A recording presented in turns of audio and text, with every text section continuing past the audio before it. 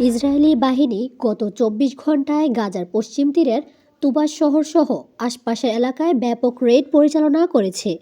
স্থানীয় সূত্র বলছে, অভিযান চলাকালে নিরাপত্তা বাহিনী বহু ঘরে তল্লাশি চালায় এবং শহরের ভেতরে কঠোর অবরোধ তৈরি করে।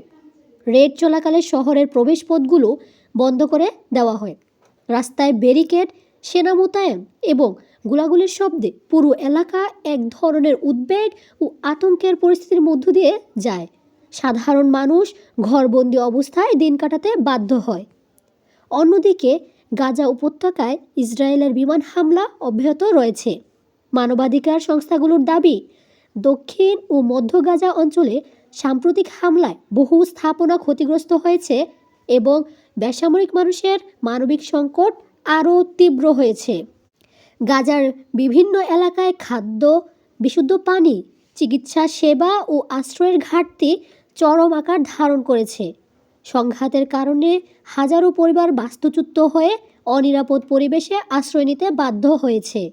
চলমান সংঘাতের মধ্যেই আন্তর্জাতিক মহল পরিস্থিতি নিয়ে গভীর উদ্বেগ প্রকাশ করছে। জাতিসংঘ সহ একাধিক সংস্থা অবিলম্বে নিরাপদ মানবিক করিডোর ও পর্যাপ্ত সহায়তা পৌঁছানোর আহ্বান জানিয়েছে। গাজা ও পশ্চিম তীর উভয় এলাকাতেই পরিস্থিতি ক্রমেই জটিল হয়ে উঠছে।